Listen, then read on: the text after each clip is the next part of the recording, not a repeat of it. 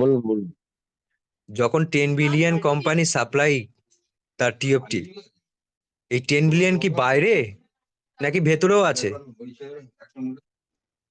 ভেতরে ভিতরেও নিশ্চয়ই আছে। আছে, ভেতরে হুম। নিশ্চয়ই আছে আমাদের।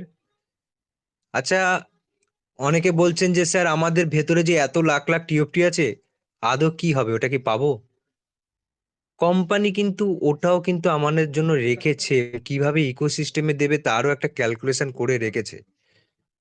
আজকে যাদের কাছে 10,000, 5,000, 1 লাখ ইউএসডিটি পর্যন্ত যার কাছে আছে এবং টিএফটি রয়েছে, দেখবেন 10,000, 20,000 ইউএসডিটি তার কাছে এত, কিন্তু টিএফটি এত কম। কিছু মেম্বারের কাছে টিএফটি বেশি, ইউএসডিটি কম। আলটিমেটলি ক্যালকুলেশন করলে দেখা যায় সমান সমান, কিছু মেম্বারের কাছে আছে, কিছু মেম্বারের কাছে সেটাও নেই। এইবার এই যে $200 এগেনস্টে কোম্পানি যে বলেছে যে তাদেরকে আমি 1 ইউএসডিটি দেব না, কেন দেবে না কোম্পানি ভালো মতোই জানে। সেই মেম্বারগুলো কোনো রকম অ্যাক্টিভ ছিল না, আপনাকে এটা 100% মিলিয়ে দিয়ে বলছি। কোনো রকম অ্যাক্টিভ ছিল না সেই মেম্বারগুলো। কারণ ছিল না, মার্চ মাসের পর থেকে তারা আইডিটাকে হয়তো খুলেও দেখেনি, আইডিটাকে খুলেও দেখেনি যে কি হচ্ছে না হচ্ছে। এবং তাদের দোষ দিয়ে লাভ নেই, দোষটা আমার সেই আপলাইন যারা সেই মেম্বারদের গাইড করেননি। কোম্পানি আপনাদের ফ্রিতে সব দিয়েছিল, টিওপিও দিয়েছিল আপনাদের ফ্রিতে, 3,000 বাইরে দিয়েছিল, 5,000 ভেতরে দিয়েছিল। আলটিমেটলি তখন দেখলো কোম্পানি 1 মাস যে এখানে তো সত্যি সবাই তো গ্যাস ফ্রি দিয়ে করতে পারছে না, তাহলে আমরা এটাকে কমিয়ে দিই। তখন কি করলো, সে 4,000 গ্যাস ফ্রি চার্জ করলো এবং 4,000 দিয়ে একটা এনএফটি কে সে ভাঙতে পারছিল। এই এগেস্টে 2,000-এর কারো এনএফটি ছিল, কারো 500 ছিল, কারো 200 ছিল, কারো 100 ছিল। প্রথম থেকে আপনারা ভালো করে মনে রাখবেন, প্রথম থেকে যে মেম্বারগুলো অ্যাক্টিভ ছিল তাদের কাছে কিন্তু আজকে হিউজ ডলার, হিউজ হিউজ কিন্তু টিএফটি রয়েছে। আজকে তারাই কিন্তু ফার্স্ট ফার্স্ট কিন্তু তারাও উইথড্রলটা নিয়েছিল। ট্রেজার ফানও কিন্তু 1 সপ্তাহ উইথড্রল চালিয়েছিল। কিছু মেম্বার চালাকি করে কি করেছিলেন, কিছু লিডাররা বাইরের থেকে বিশাল পরিমাণের একটা টিএফটিটাকে কিনে নিয়ে ভেতরে নিয়ে এসেছিল। জানে টিএফটিতে 0.2 ছিল তখন, 0.02, আর বাইরে ছিল 0.004। একটা জিরো কিল হয়ে ভেতরে আমরা সোয়েপ করতাম।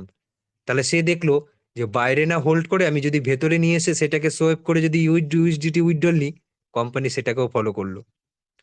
কি করলো, 900, 1,000, 2,000 ইউএসডিটি উইথড্রল। এই চালাকি যারা করলো, এর জন্য দায়ী কারা ছিল? কোম্পানিকে আমি এখনো বলবো না সে দায়ী ছিল।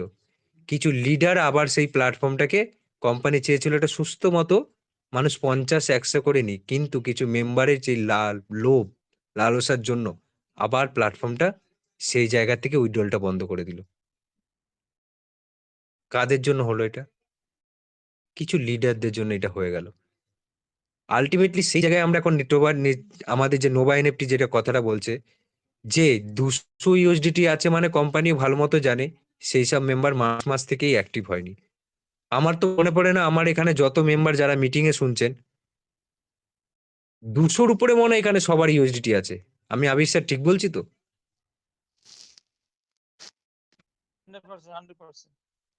200-র নিচে কোনো মেম্বারের আমার মনে হয় নেই। কারো কি আছে? কারো নেই। কোম্পানি কেন আপনাদের সামনে আজকে এই নোটিফিকেশনটা দিল যে তাদের আমি 1 ইউএসডিটি দেব না, কিন্তু তাদের রিজার্ভেশন করার সুযোগ দেব।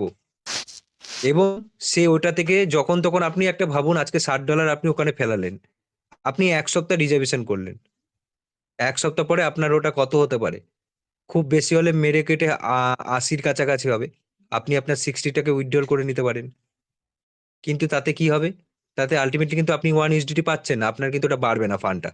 তাহলে 60 দিয়ে যদি আমি ডিপোজিট করি, তাহলে আমাকে হোল্ড করতে হবে 120। যখন 120 হবে, আমার আমার 60টাকে আমি বেরিয়ে আসবো, আমার অ্যাসেট আমার ঘরে চলে আসলো। আর ওই 60টা থাকবে, ওই 60টা দিয়ে আমি কন্টিনিউয়াস আবার রিজার্ভেশন করবো।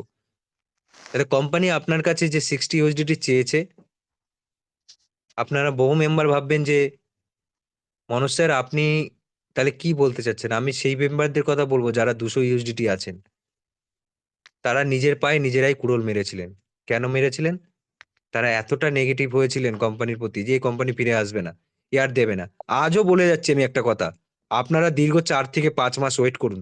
যারা এখনো ভাবছেন যে দৌড় আমি এখানে কি হবে অ্যাক্টিভ করে, এ আবার চলে যাবে, হয়তো কোম্পানি যদি তার ইকোসিস্টেমের মাধ্যমে কোনো রকম একটা মাস্টার প্ল্যান গেইন করে দিল, তখন সেই সব মেম্বাররাই আবার হয়তো সেই মেম্বারদেরকে বলবে যে আপনি সেই সময় যদি আমি ধরতাম আজকে হয়তো আমার এই সুযোগটা থাকতো। কেন হবে? এইগুলো কেন করবেন আপনারা? সেই ভুলটা কেন জানেন? আপনারা একটা জিনিস জানেন, যখন থেকে নোভা এনএফটি লগ ইন করেছিলাম আমাদের, কিছু মেম্বার অলরেডি ডিপোজিট করে সেখানে চেক করার চেষ্টা করেছিল। আজকে দেখুন সে 4-5 বার উইথড্রল নেওয়া হয়ে গেল। 4-5 বার উইথড্রল নেওয়া হয়ে গেল তার।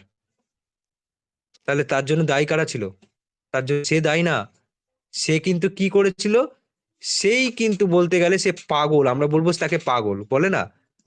অ্যাকচুয়ালি পাগলের কাছেই সত্যি কথা বলতে গেলে